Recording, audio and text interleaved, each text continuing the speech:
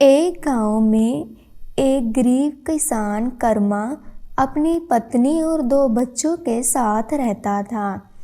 उसके पास कुछ ज़मीन थी, लेकिन उस ज़मीन पर खेती करना उसे कभी भी नसीब नहीं हुआ, क्योंकि उसके पिता ने मकान बनवाने के लिए एक शाहूकार से पैसे ब्याज पर लिए थे, लेकिन वह ब्याज समय पर नहीं चुका पाए, जिस वजह से उस शाहूकार ने उसकी ज़मीन पर कब्जा कर लिया।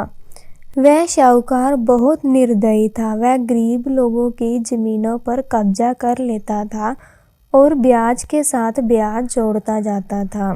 उस किसान के साथ भी ऐसा ही हुआ था, जिसकी वजह से ना चाहते हुए भी उस किसान को शाहूकार के पास काम करना पड़ा, क्योंकि वह अपनी ज़मीन को वापस प्राप्त करना चाहता था और उस पे खेती करना चाहता था।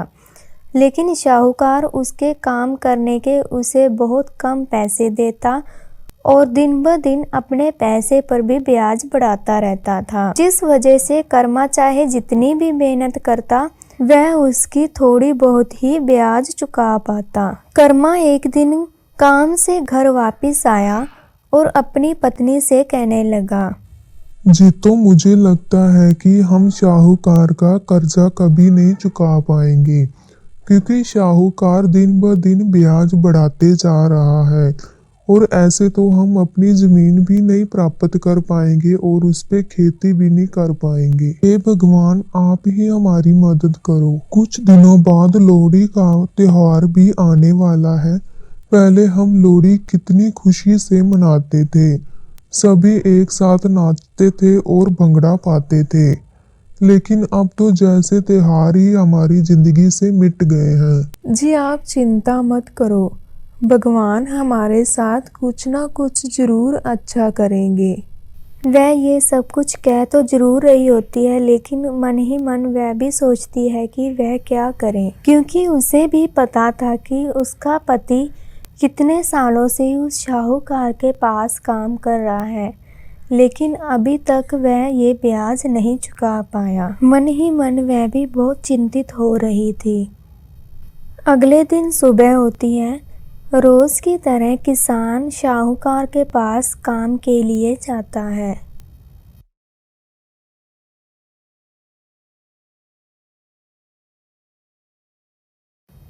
सारा दिन काम करने के बाद किसान शाहूकार के पास जाता है और कहता है, मैंने बच्चों के लिए कुछ लोहड़ी का सामान लेकर जाना है, क्योंकि लोहड़ी का त्योहार आने वाला है। शाहूकार जी, मुझे कुछ पैसे चाहिए थे। हाँ हाँ जरूर लो पैसे, हम आपके लिए तो ही यहाँ बैठे हैं। तुम जैसे गरीबों की तो मदद हमने करनी है। तभी किसान मन ही मन सोचता है, मुझे पता है कि तुमने कैसे गरीबों की मदद करनी है। ब्याज पे ब्याज लगाते रहते हो और कहते हो कि गरीबों की मदद करनी है। लेकिन वह ये सब कुछ उस शाहूकार को नहीं कहता, क्योंकि वह उसका कर्जदार था। कुछ देर बाद शाहूकार कहता है, लेकिन ये पैसे तुम्हें ब्याज पर लेने पड़ेंगे। लेकिन क्यों शाहूकार जी, मैं तो दिन भर काम करके ही आपसे पैसे मांग रहा हूँ। तुम जो दिन भर काम करते हो उससे तो तुम पहले की ब्याज ही बहुत मुश्किल से चुका पाते हो। शाहूकार की ये बात सुनकर किसान उस शाहूकार से पैसे नहीं लेता और निराश होकर वापस आ ही रहा होता है कि उसका पैर फिसल जाता है और वह कीचड़ में गिर जाता है। और गिरते ही वह कहने लगता है, हे भगवान, हमारे साथ ऐसा क्यों हो रहा है? आप हम गरीबों की इतनी परीक्षा क्यों ले रहे हो? लेकिन जब वह कीचड़ में गिरता है तो उसके पैर के नीचे एक बर्तन पड़ा होता है। तभी वह महसूस करता है कि उसके पैर के नीचे कुछ है, तो वह हाथ से उसे उठाता है और बाहर आ जाता है। वह बर्तन देखने में बहुत राजों महाराजों की जमाने जैसा लग रहा था, लेकिन वह उसे वहाँ पे नहीं रखता और उसे घर ले आता है। वह उसे लाकर अपने घर पे रख देता है। बच्चे उससे पूछते हैं कि पापा ये क्या है? तो किसान कहता है कि ये मुझे रास्ते में पड़ा हुआ दिखा और मैं इसे घर ले आया।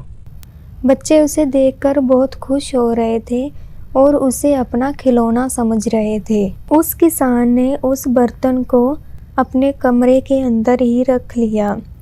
जब रात के 12 बजे तो सभी घर के लोग सो रहे थे।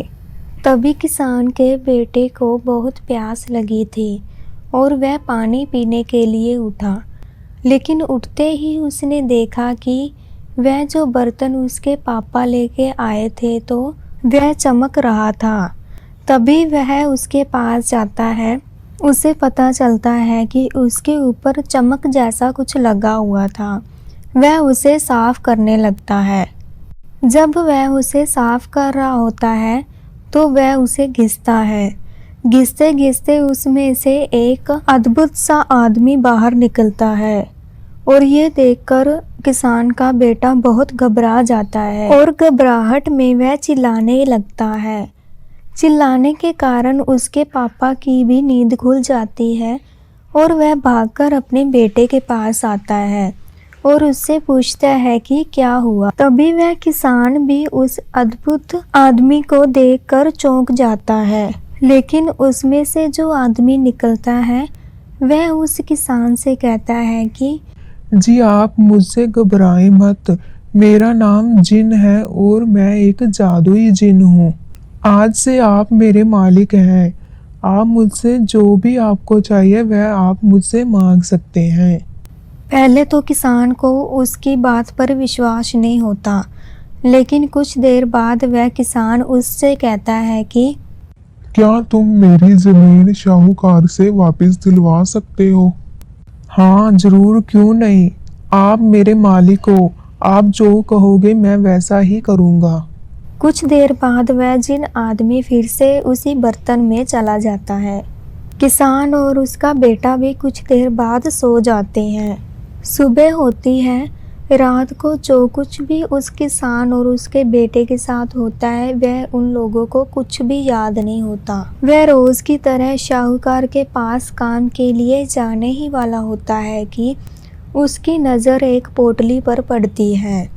जब वह उस पोटली के पास जाकर उसे खोलने लगता है तो उसको खोलते ही उसमें से कुछ रुपए और गहने निकलते हैं। वह सभी परिवार के मेंबर ये देखकर हैरान हो जाते हैं कि इतने गहने और पैसे कहाँ से आए।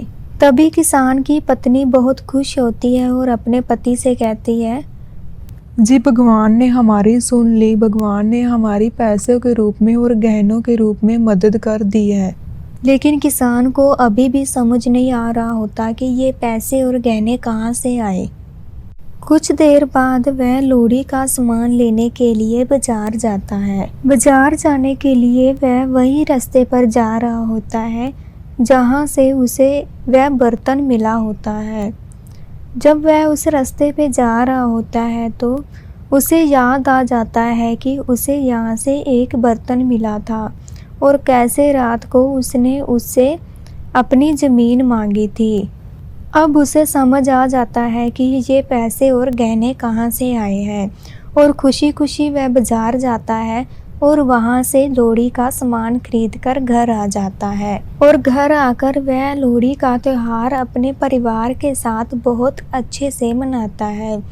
दूसरी तरफ वह शाहूकार का सारा कर्जा चुका देता है और अपनी ज़मीन पर खुशी खुशी वहाँ पे खेती भी करने लगता है। किसान और उसकी पत्नी भगवान का शुक्रिया अदा करते हैं और कहते हैं कि भगवान के घर में देर हो सकती है लेकिन अंधेर नहीं।